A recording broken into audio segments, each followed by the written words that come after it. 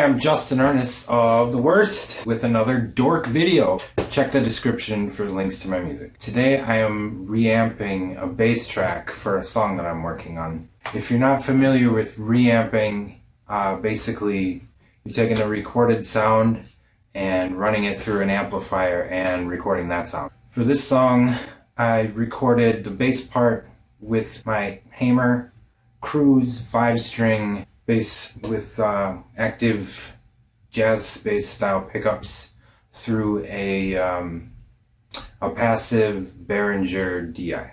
I really like the feel of the low end on the Behringer DI with active pickups. The reason I reamp is to add some distortion and character to the plain DI signal. It makes the bass part stand out a little bit more in the higher frequency range. Then when I'm mixing the song, I use a high pass filter on the reamp signal, and I use a low pass filter on the DI signal, and I make sure they're in phase in the DAW, so I get the really clean, good sounding low end out of the DI and the character and the interesting sound out of the reamp. I have a standard signal chain I like to use for this. It changes from time to time, but this is where it's at right now, and it's working great. The first thing in the chain is a Boss CS2 compressor sustainer.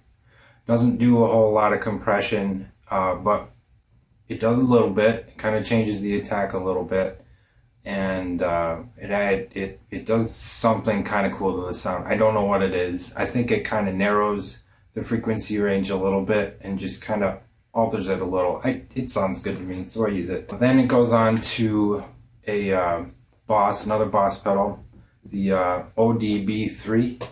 It has a mix knob. It's a bass overdrive pedal. It has a mix knob, so you can mix in the distorted signal. I like to leave most of the signal clean, about 75%. The knob kind of points to 9 o'clock, just mostly clean. And I turn the distortion all the way down. I do like the fuzz on it and stuff like that, but I'm not really going for that most of the time. I'd like to get the heavier sounds out of guitars. For the most part, I want to have cleaner bass sound, but just with some nice, excitement in the top end. From there, that goes into a Crate BX15. That's a tiny practice amp. It's the same model amp that I first bought when I bought my first bass.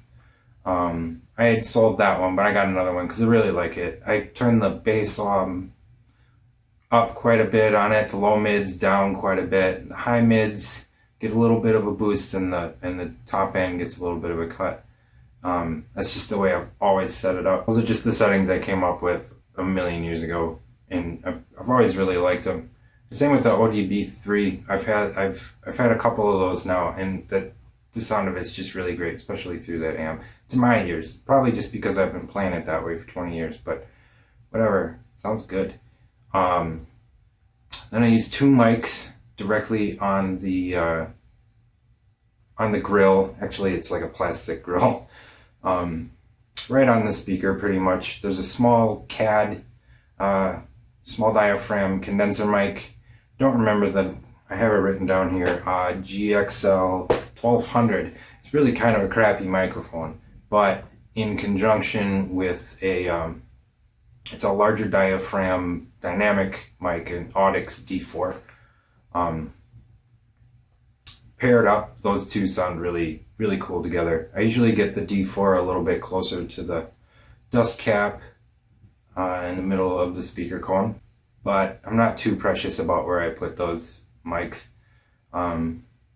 Just kind of get it to sound good. And then those mics are both running through some Art Tube MP preamps.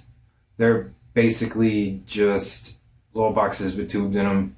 One has a 12AX7. That one I usually use on dynamic mics, and the other one I put a 12AT7 in it. I think that one has a little bit more headroom, and I usually put that on condensers. I don't know if that's true about either one of those. I'm pretty sure it is. I think the 12AT7 has a slightly lower amplification factor. You get the raw sound out of the dynamic mic, kind of spiky a little bit, and then the condenser mic generally adds a little bit of, has a little bit more of a compressed sound to it. And the frequency ranges, the way they overlap, they just have a nice way that they come together. And it's unique. As far as I know, nobody else is doing that, and that's kind of what I'm going for. It's kind of my standard sound right now, and I'm digging it. And then it just goes into the D1600, which I've been using forever. Okay, so sound samples. Here is what the DI sounds like with no reamping.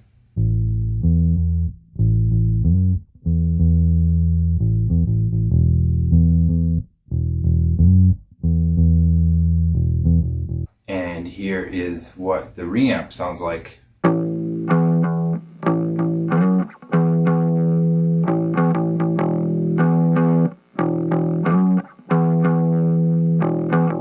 Here's what the two sounds sound like together.